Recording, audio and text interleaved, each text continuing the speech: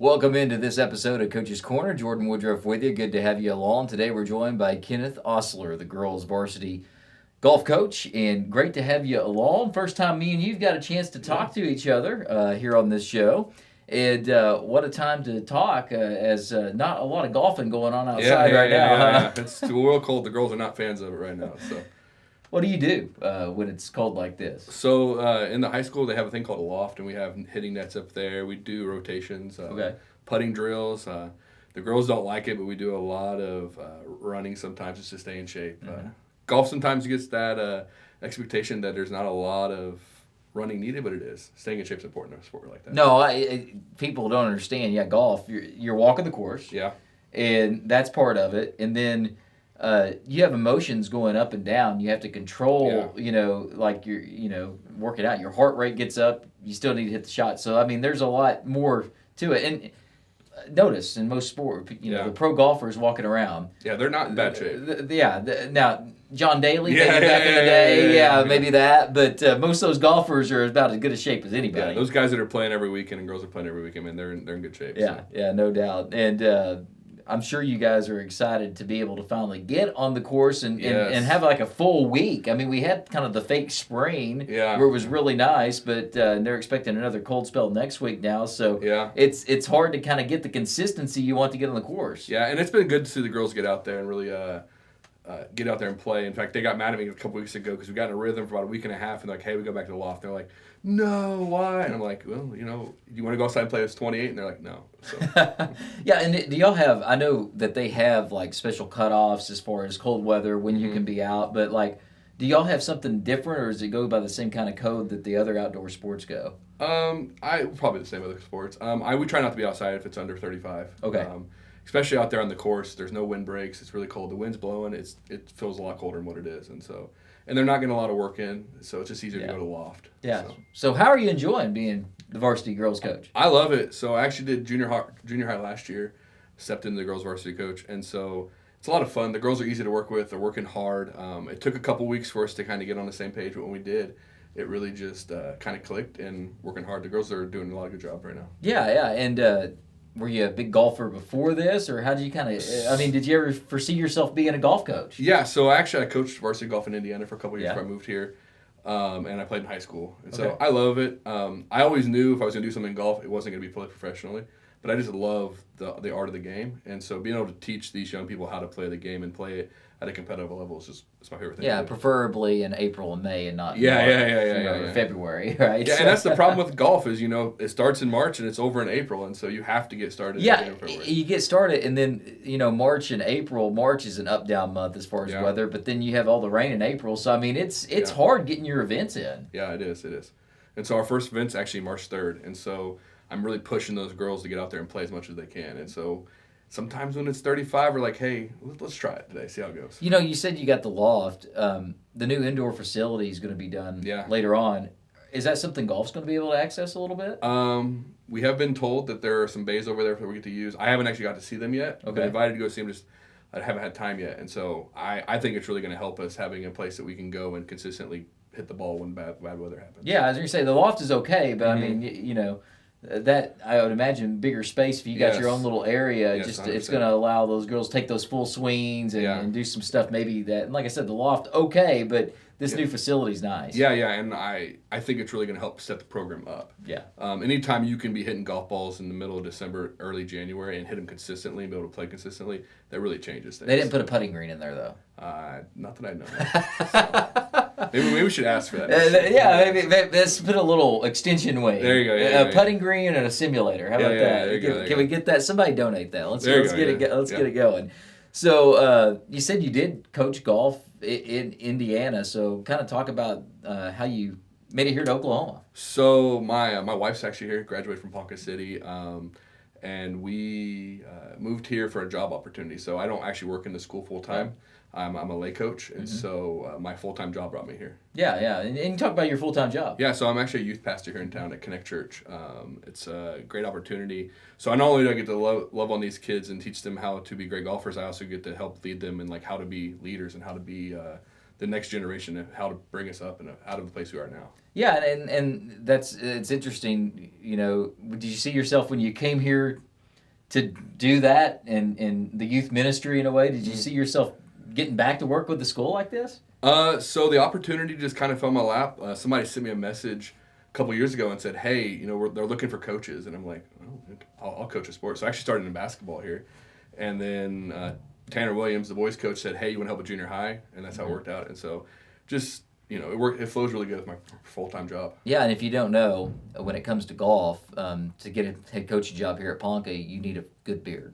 You do. Yeah, it's important. You and Tanner both have really good beards. Probably the best beards in school. Quite frankly, and now you're both golf coaches. Yeah. If I could just get mine as long as his, Well, you got to work on it. You do. It takes time. Yeah, Tanner's been going for a while on that now. He's got a little bit of a head start, so he's going to be looking like a ZZ Top here before long. It is interesting when I go to golf tournaments, you don't see a lot of other coaches with beards. And so no, golf's a sport that doesn't really have a lot of, usually it's a very clean-shaven It is. Sport. So. But you can make it look nice. You can make it presentable. And so. I think you and Tanner are just braid it and go like, wear your bandanas, braid it, and walk onto the golf course like that. That could intimidate some folks. We could do that at conference. We both play at the same time and just walk in there. We give all the rules like that. Yeah. I don't know. We might get looked down a little bit on that. We may not get approved. Hey, talk about the course here too, and how good they are as far as giving you guys and girls an opportunity to get out there and really work on your game. So the awesome part about the courses here in Ponca is they really allow the girls to get out there anytime they want. And so from the start of golf season and the golf season, they basically have memberships out there. They can walk, go play whenever they want. They got to call and set tee times up. Right. They can use the driving range at Wentz. They can use driving range at the country club. And so they're really helpful. And so I coach in Indiana, like I said. And unfortunately, some of the courses there weren't as helpful. They limited us a couple hours a day. Yeah. You could only go Monday, Wednesday, and Friday. And if you're going to be in a sport and you're going to be competitive with other 6A schools, you got to have access to that course year-round. And so they basically told the girls, as long as you're on the golf team, you can come play. Yeah. And that's a beautiful thing. Yeah, and that said, basketball, for instance, let's use that because we're in basketball season currently. Coaches want their players to get in the gym, shoot. Yeah. And is it somewhat the same with golf? And then do you track that? So like when the girls say, hey, we played, you try to get that scorecard. Or even if they don't play, hit the driving range, stuff like that. So when they're not maybe doing it on your time as far as the organized activity, do you still kind of try to monitor what they're doing? Yeah, 100%. And so I tell the girls anytime they play, send me your scorecard. And we'll add it to your score you have currently.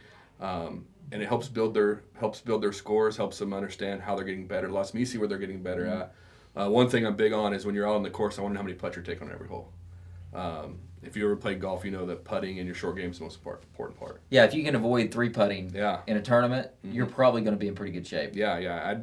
I would say our 2 best golfers, Kate and Ella McKee, they're great putters. Yeah. And that's part of the reason their score is so low.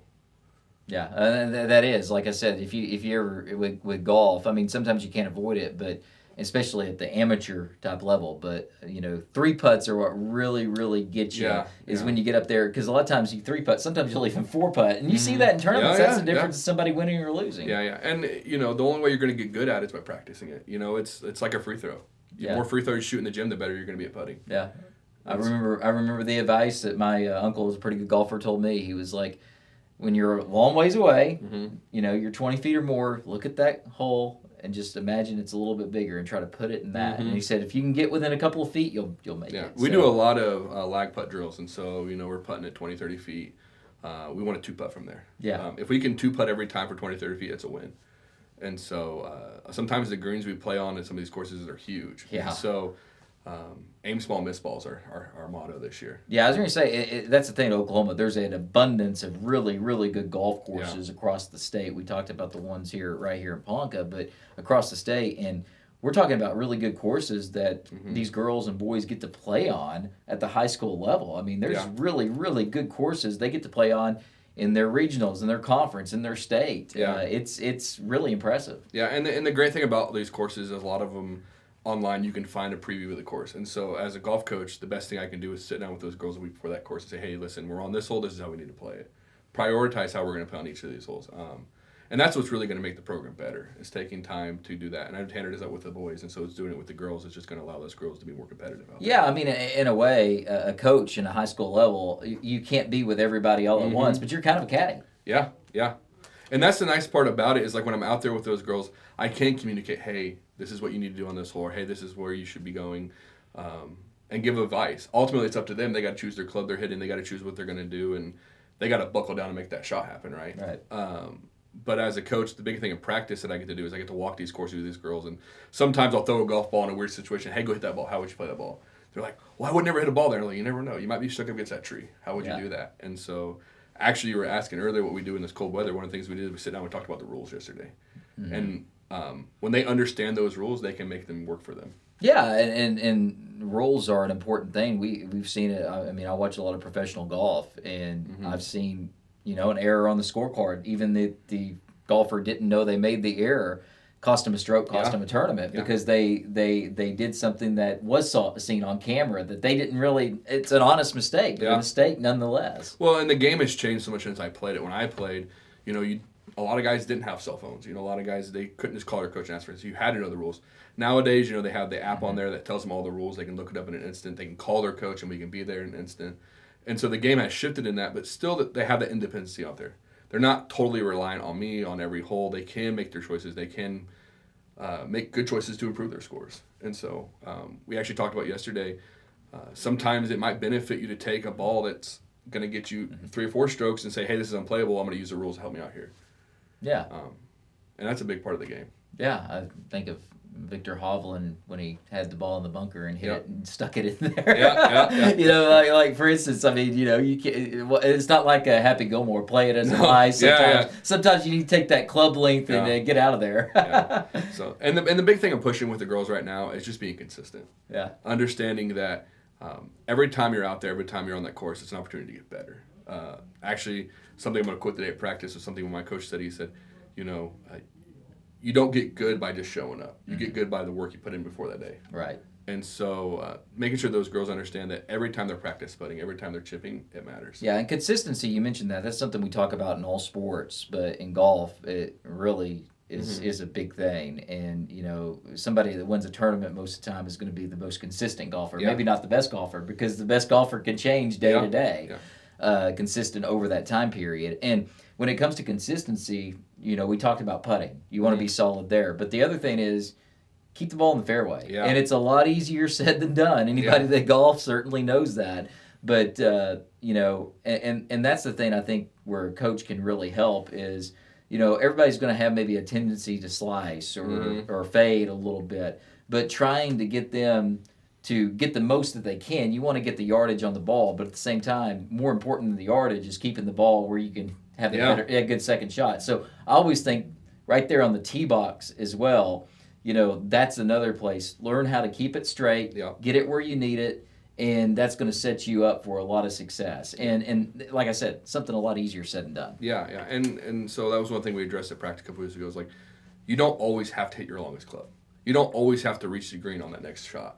It might be better off laying up, taking the smart shot, because risk versus reward is something we push really hard. Is the risk I'm about to take with this club worth the reward I might get? I could take 4 strokes if I hit a bad shot here. I could take 1 if I hit a great shot. I'm probably better off laying up here. And so just helping them understand that, because like you said, I'm not there on every hole.